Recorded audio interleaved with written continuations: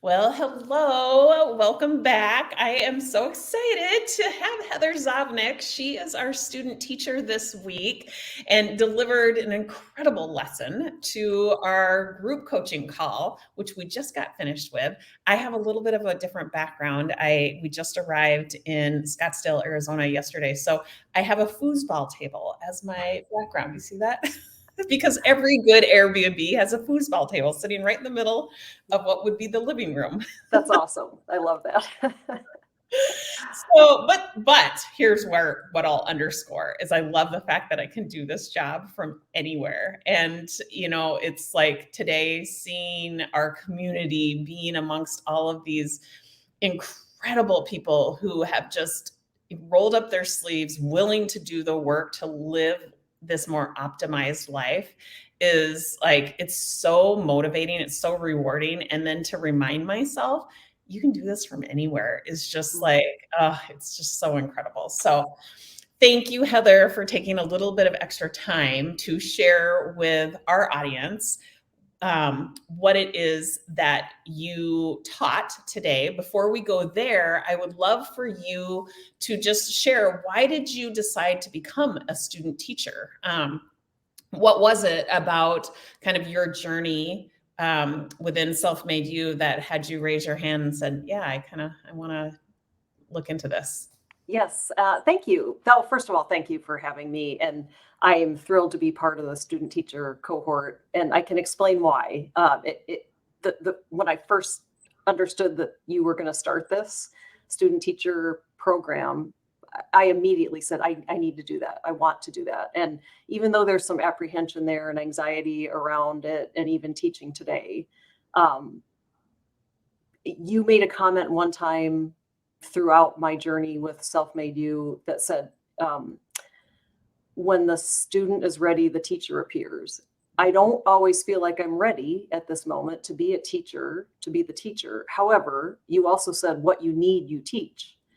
Mm-hmm. And I'm finding now that as I am, 20% of what we learn, that's part of it. We're always wanting to learn, all of us, that part of Self-Made You, but there's 80% of it that's the application.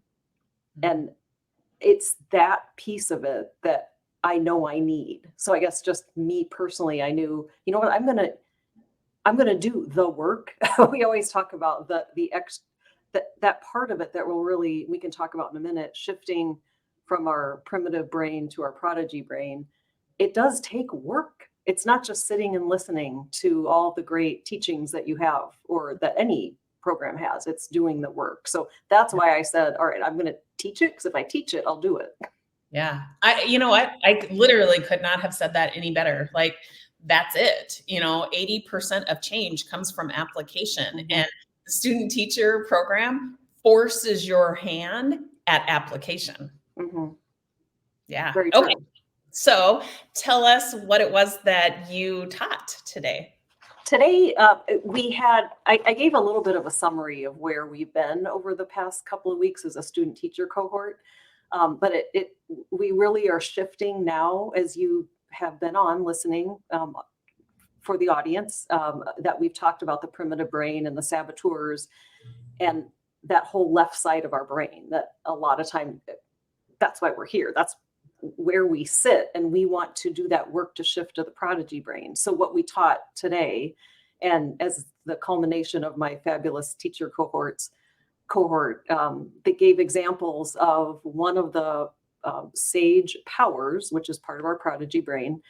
Last week was empathy. This week we talked about innovate, and that there is how we can tap into that innovate power. Yeah. And then really that went into a great discussion among everyone, and then even a share at the end, and working through, allowing Tracy to then work through the whole shifting of those primitive thoughts to the prodigy thoughts. Yeah. But it's just tapping into how to do that. Yeah. And I do want to make a point that those of us that are student teachers, we're not perfect. And you, Tracy, made a point yesterday to us that there's not really an end to this. We're not going to win a badge saying we're done, because it's a journey. And once we understand that, that's a huge piece of it. Yeah, yeah, for sure. I think of, becoming self-made or becoming self-actualized. It is Mhm. all in the becoming. You fall Mhm. in love with the becoming. So if you are somebody like me who have always looked at things as, what's the end game? Where's the finish line? What is it that I need to have my eye on?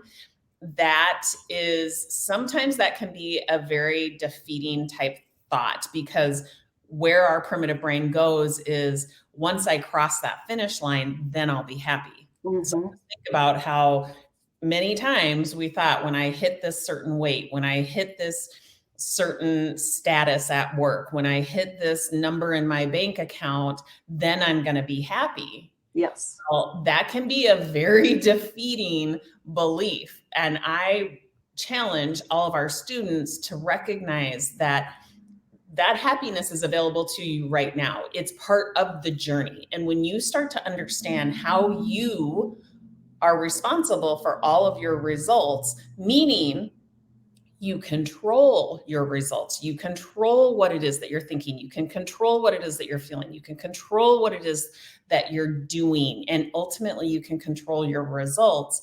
Now you're operating from this place of, like, acceptance. I see how, when I was operating from my primitive brain, I was getting results that I didn't like. Now I'm operating with intention from my prodigy brain. It gives me a sense of control, and Mhm. that changes the game. Like, the control is felt moment by moment by moment. It's not, when I cross this finish line, I get to feel control. It's an experience that I'm having at all times. And I think control can, translate into happiness. I think progress translates into happiness. This is available to you right now. It's not Mhm. about crossing that finish line. And so the lesson that you delivered today on Innovate, it is such an amazing strength to tap into, but you can only tap into it from your prodigy brain. And so there lies the, how do you shift from primitive brain operating to prodigy brain operating? Mhm. That's what we do here at Self Made You. So Yes. before we close out, I'm just going to give a little bit of a plug to our Mind Over Matter program. Today we just launched it. It's a 3-day event, March 15, 16, and 17. It's $27.